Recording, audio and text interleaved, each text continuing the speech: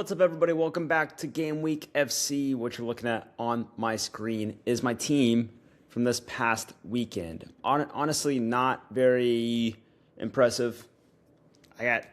O'Reilly was the main kind of big-time player in the squad.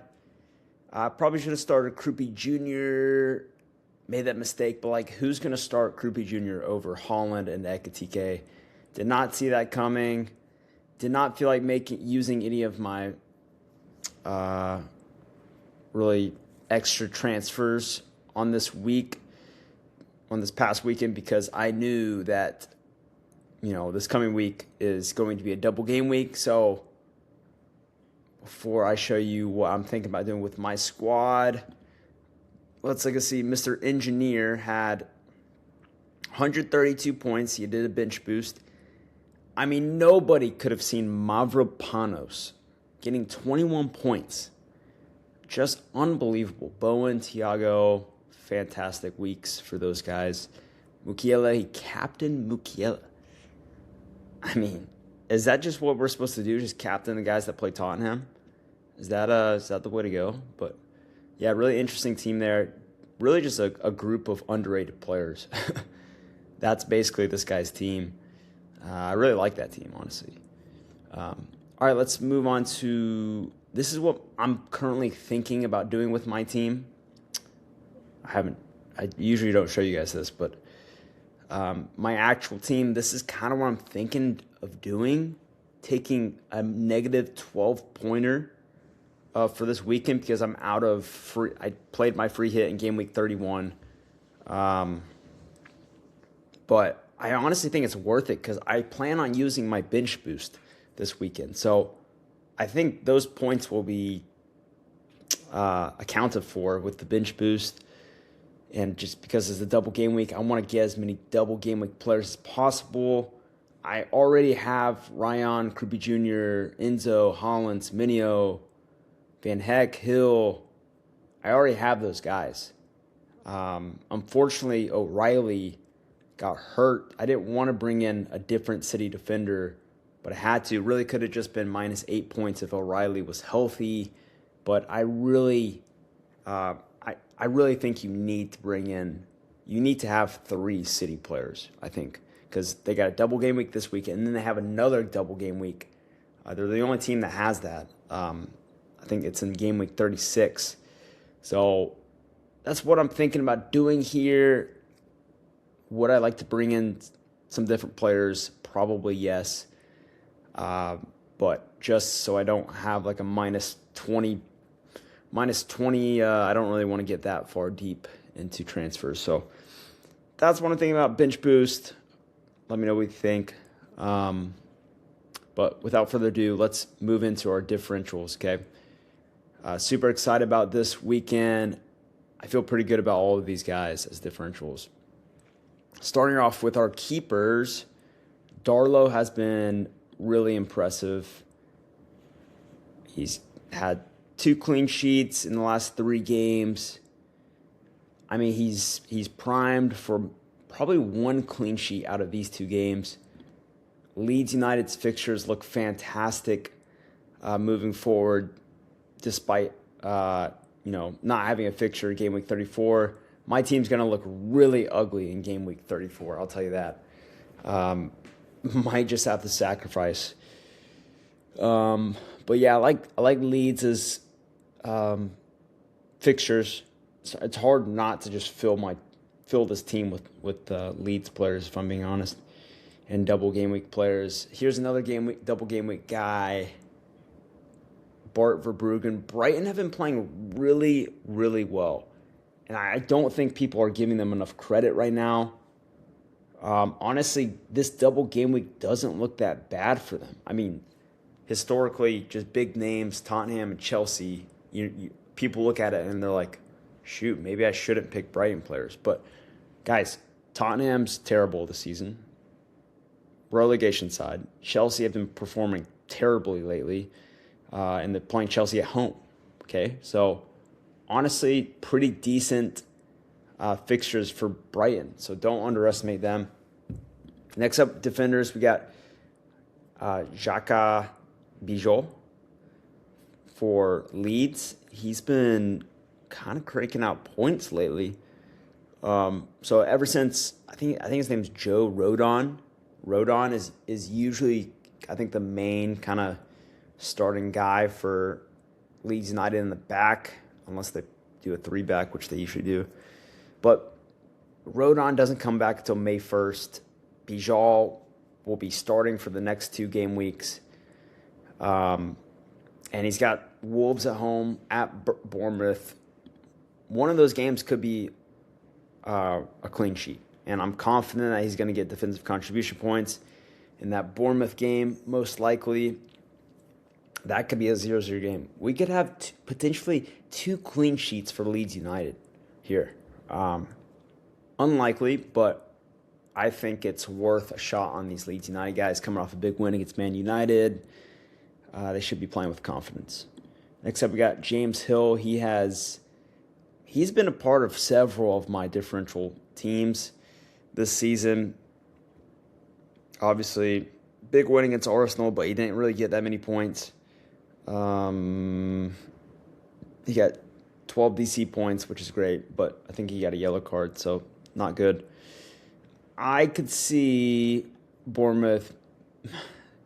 I think either Leeds or Bournemouth could clean sheet each other in that game week 34. I like James Hill. He should get defensive contribution points against Newcastle. Newcastle are not that good this season. That game could be a high-scoring game, so I don't love clean sheet odds for Bournemouth in that game. But Leeds United at home, that could be a 0-0 game. That would be the best of both worlds. But James Hill, he's been solid this season as a differential, 8.8% owned now. When I looked at him, when I put him in my team a while back, he was probably like 0.8% owned the first time I put him in. Maybe less than that. But yeah, Hill's a baller. Next up, we got a guy that's very underrated, 0.7% owned. Check out Kadioglu's points lately. He's subtly getting XGI points here on the right. Not blowing you out of the water XGI, but 0.05, 0.06. He's doing okay on defensive contribution points, but he's getting Brian's defense has been playing really well lately. So he's been getting clean sheets, clean sheet, and he's, I just think he's a pretty solid player. I mean, he's getting 90 minutes consistently. So it's hard to, ignore him. Kadioglu, did he score a goal? He had an assist against Brentford. So, yeah, definitely a differential there. Brian, honestly, there could be goals in both of these games that they play. Both teams to score. It's possible. I'd be surprised if Brian got a clean sheet in one of them, but I'm definitely not discounting it, okay? Brighton have been playing, their defense has been much, much better lately. I don't know what they switched, but it's working. And I really think Brighton can make a push into the top 7, okay? Top 6, probably not top 6, top 7. But yeah, I like Brighton here. One of those could be a clean sheet. Not many people will think it, but it's possible. Moving on to our first non-double game week player, Nikola Milinkovic. Last weekend, I got it. I hit it on the head with Nico Williams. Nico Williams scored a goal against Aston Villa. That was massive. And I think everyone's looking to get double game week players, but not a lot of people are seeing the valuable fixture here that Nottingham Forest have. Okay, Forest have been playing much better lately. Playing Burnley at home. Burnley their season's done. They have nothing to play for. Forest are still kind of trying to stay above relegation, and I think they're going to see this as a must win. Okay, this is a great opportunity to get a win. So I could see a clean sheet here, maybe even a Milinkovic goal off of a corner. That's very possible. Was tempted to take Nico Williams again, but I wanted to mix it up. Next up, we got Mateus Nunez, 3.1% owned. I just think I had to have a Manchester City defender in here. Playing at home against Arsenal, playing away at Burnley. I see a clean sheet in one of those games. You would think the Burnley game, but I don't know. Arsenal have not been that good at scoring goals. But Mateus Nunez, he's getting 90 minutes for the most part. And with Nico O'Reilly injured, he's going to be even more important in this squad. I like him in here. He's only 3.1% owned. That's valuable. But yeah, I think he's a guy that could surprise people. Next up, we got Gibbs White. I mean, what a fixture for Gibbs White here. Gibbs White has been getting a lot of shots on target lately. He's tied for the most in the last 5 games. I'm pretty sure I looked it up. I think he's had 7 shots on target in the last 5 games. This could be a breakout game for somebody on Nottingham Forest, and I kind of feel like it could be Gibbs White. One player I did not put in here that I kind of wanted to is Chris Wood, okay? Everyone's forgotten about Chris Wood, okay? He's been injured all season, came back, only played 25 minutes against Aston Villa, but 25 minutes he'll probably play more against Burnley. 25 minutes against Burnley that's enough to score a goal, okay? But I like Gibbs White in here just because he's been playing more consistently. He's on PKs, pretty sure. I mean, Forest could win this game 3-4-0. I'm being dead serious. Do not overlook that fixture for Nottingham Forest, despite the double game week players. We got Rodri. I could have picked like Cherky or, Foden. He's not really playing, but I mean, look at this. I mean,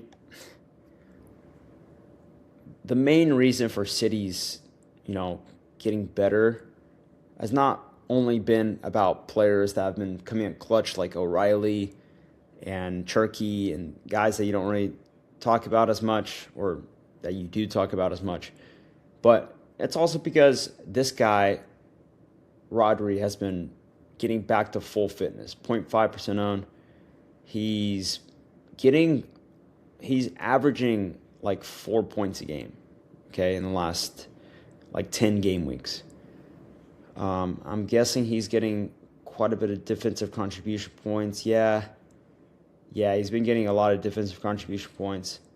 But honestly, whenever City needs him most, he usually comes through, okay? He scored a goal in game week 29. His XGI has been okay in some of these games lately. Guys, don't be surprised if Rodri is the guy that scores against Arsenal, okay? Don't be surprised if Rodri is the guy that scores the game winner against Arsenal. I'm saying it right now. Rodri could be the decisive factor here. I like him. He's playing 90 minutes now. Seems like he's healthy. Don't discount him, okay? Enzo Fernandez, 12.4% owned. He has his ownership has gone down because he missed the last 2 game weeks. But this guy is extremely important to this Chelsea side. As you can see, he didn't play last few weeks, and they've lost both times. I think he's pretty paramount to this team, and he has some of the highest points in the league for FPL. Don't discount him. I believe that he's going to play in these next 2 games, probably for the rest of the season, unless he just completely falls out with Liam Rosenior again. Hopefully not. But yeah, I like Enzo in there. His ownership has dropped. Jack Hinchwood, baby. He's been in a couple of my teams this season. I love Jack Hinchwood, man. I think he's a very underrated player. 0.5% owned. Among midfielders, his XGI has been the highest in the last 3 weeks. I might have to double check that, but I checked Gross, I checked Gomez, I checked Matoma's. Jack Hinchwood looks like the highest XGI player at the moment. 0.77, 0.82, 1.03. Unfortunately, he's only had 1 assist in those 3 games. But Jack Hinchwood he's dangerous, man. He's a dangerous player. Absolutely dangerous player. Double game week. He's got some nice fixtures coming up. Newcastle, Wolves, Leeds. I'm telling you, man, Brian players should not be underestimated in this double game week and for the rest of the season. Really like Hinchwood in there. I think his XGI numbers will eventually come to fruition. I think he will get a goal soon or another assist. I like Hinchwood in there. I might put him in my actual team. Okay, I might put him in my actual team. Next up, we got Tavernier, 5.2% owned. I don't know if he's the nailed-on penalty taker for Bournemouth, but I know he is like first or second. Okay. XGI was not good against Arsenal, but prior to that, pretty solid. It's pretty crazy that Bournemouth have not lost since game week 21. I think that's just insane. I mean, it's sad that their coach is going to leave. I just blanked on his name. But yeah, dude, Bournemouth. Areola for Bournemouth, their coach. He's leaving. He's a terrific coach. I don't know where he's going to go. Could be Liverpool. Hopefully it's Liverpool because I love what he's done at Bournemouth. But Tavernier, 5.2% owned, penalty taker potentially. It's great value. Okay, great value. Next up, we got Krupi Jr. He's in my actual team. And I thought about getting rid of him a few weeks ago, but he's had 2 goals in 2 games, okay? And his XGI has been pretty high in the last 3 games. I see no reason why he's not going to play against Newcastle. He should start. If you score twice in 2 games, you're probably going to start the 3rd game, okay? And I think that could be a high-scoring game against Newcastle. Newcastle are not that good this season. So I like Krupi Jr.'s chances of getting another attacking return. Next up, we got Mateta. This guy he's so pivotal. He's so pivotal to Crystal Palace. From what we saw this past weekend, he only played 25 minutes but scored 2 goals. Okay, XGI of 1.08. I mean, if he doesn't start against West Ham, then Crystal Palace they don't care about the rest of the season. Okay. It's sad that Mateta most likely will be leaving, as well as Glasner. But I think Glasner and Mateta will finish the season strong, demonstrate to Crystal Palace that they do care about the team and the club and the fans. Look for Mateta to continue scoring ways against West Ham United at home. It's a good fixture. And plus, people need to remember that Crystal Palace actually have a double game week. I think I'm pretty sure the next double game week is week 36. So honestly, if you're looking ahead, you could definitely put 2-3 Crystal Palace players in your squad right now and feel pretty good about them, knowing that they're going to have a double game week in a few weeks. Okay, Calvert-Lewin, lastly, 10.8% owned.